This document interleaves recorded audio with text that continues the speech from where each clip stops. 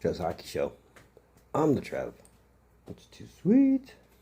Anyway, so if you're coming here from my Western Conference Finals predictions, you're in time for my Eastern Conference Finals predictions. Now, the Eastern Conference is finally solved, and I could have theoretically filmed this video yesterday because, I had that thought that, what, not going to change.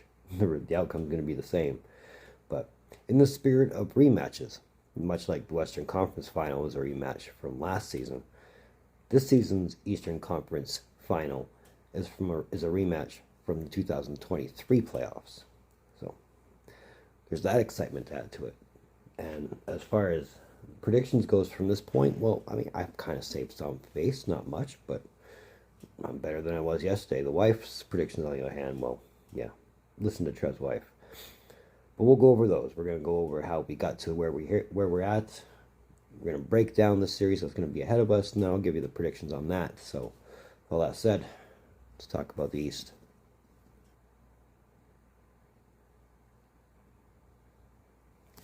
Well, where do you want to begin on this?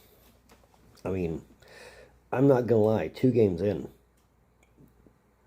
I thought Toronto might actually stood a chance. They won both games. They were both 1-goal games. They were both very close. Then Stolarz went out, and you kind of had this feeling that's where the momentum shifted, right? Game 3, yeah, it was a close 5-4 overtime game that the Panthers won. But for games 4 through 7, it was all Florida outscoring Toronto, 16 to 2. Ouch. In games 4, 5, 6, and 7.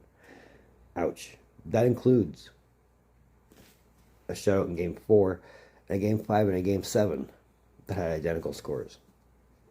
And I'm not going to lie, after the result of game 5, where it really looked like Toronto just quit, I'm surprised they even showed up for game 6. But, resilience pays off, I guess, in dividends, but when you're repeating game 7 the way you played game 5, that's not resilience. That's something else entirely. But for the Panthers' sake, it's nice to know that goals are coming from everybody. It's not just one person. They're scoring by committee. And you can never go wrong when you have that happening. But for the second time in 3 seasons, the Panthers have beat the Maple Leafs in the second round. Second time in 3 seasons, the Maple Leafs even made the second round to the same result. But really, a lot of it is Bobrovsky keeping them in with his 2.31 goals against, and a pair of shutouts to go in that series as well. But for the Maple Leafs, you have this kind of feeling that the times are going to have to change. The core 4 is not working. It hasn't worked for a long time, and maybe it's just a coincidence. A pair of their contracts are up, but we'll cross that bridge when we get there. But yeah, something's got to give in Toronto. This much faith in the team, and all they've gotten you is this. They haven't even sniffed out the cup in their time. Something's seriously wrong. I'm not going to lie. I was hopeful for the Caps. I really was. But the Hurricanes have this strange and almost unique ability to shut down the top guys. Yeah, Ovechkin got the first goal in this series, and Ovechkin got the last goal for the Caps in this series. And that's about as much as Ovechkin did. When I say shut down, Carolina outscored Washington 15 to 7. The fact that Washington even came away with a game 2 win is an amazement in itself. But game 3 was a shutout. They lost game 4 5-2, and they lost game 5 3-1. Game 5 was a close game. It had all the makings of going 2 in overtime until the second goal was scored in the third period, followed by the third. So, in retrospect, it was nice to see Washington win a series since they've won a cup. It was only 7 years in the making, but it's almost fairly safe to say Washington never stood a chance, especially with a guy like Freddie Anderson playing in Carolina's net. And having guys like Svechnikov and Jarvis do the majority of your goal scoring is never a bad thing either. But again, like I mentioned earlier, this is just a whole lot of rematches and repeats going on for second time in 3 seasons. The Hurricanes are going to the conference finals. And who knows, maybe they can actually make it count this time. I mean, their team looks solid. I mean, will it be enough to shut down Florida? I don't know, but let's talk about that.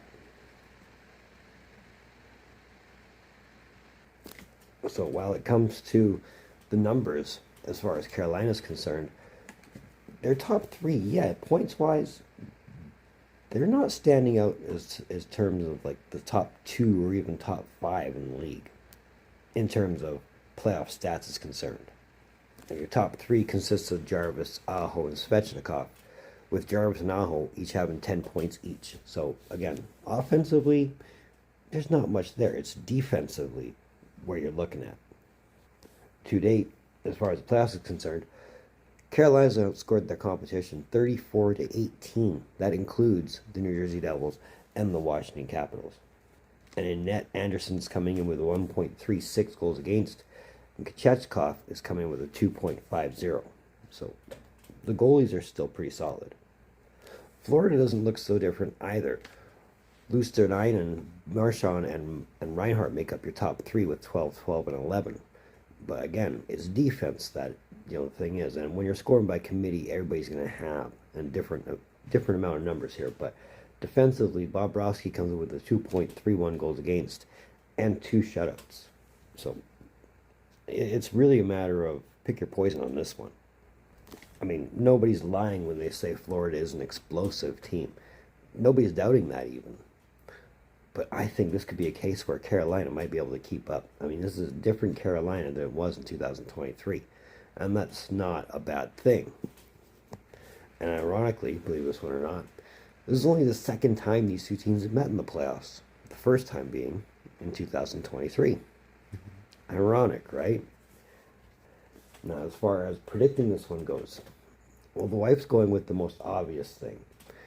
She's picking the Panthers. She's picking them in 6. I'm going with the hope. I'm going with the hope that maybe Carolina puts them out. And puts them out in 5. And again, my predictions aren't the best this season. I mean, right now the wife has me beat 9-12 over my 6-12. So she's predicted 9 correct series with 4 spot on, like to the game number. Whereas I predicted 6 out of the 12 with 4 spot on as well. So compared to what I was talking about in the West, yeah, I'm batting 500 now. Will that remain? Hard to say. But either way, the wife has me beat as far as predictions is concerned. So if I'm betting on this one, if I'm predicting the Prince of Wales Trophy winner, I'm picking the Carolina Hurricanes. And I might be out to lunch on that one. I might be thinking that now that I'm saying it because, again, it'd be explosive for either team. I mean, when Florida scores, they score in bunches. When Carolina can score, they can score in bunches. This could be a great series as far as a goal scorer's dream is concerned. And for Florida making the conference final for the 3rd straight year, coincidence, right? This is a lot of hockey for them in the last 3 years. So I'm looking at a case of, will the Panthers burn out at this point? I mean, one would think if they had burned out, they would have done it by now. But maybe going 7 with Toronto might be what does it with only, 2 days rest between series. So in my heart of hearts, I'm hopeful. But at the same time, I won't be too surprised if I'm wrong.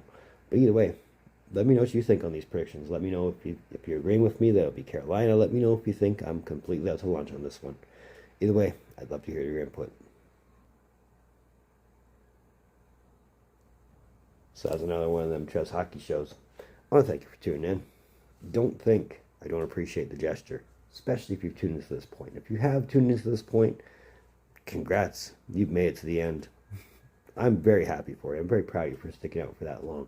It really helps my watch time, and helping my watch time is never a bad thing. So let's keep that up. But if you are here, if you just want to say hey, if you're digging what I'm doing, feel free to give me the thumbs up. Trust me, it goes a long way. If you want to, if you haven't done so by now, that red button, that one that says subscribe all over it, come on, you know you want to. I know you want to. The algorithm knows you want to. And we're pushing for 500 by the end of the year. We're just over the 300 mark. So here's hoping we can still make it happen. I mean, we're only in May, so we got lots of time. But let's help this guy hit that mark.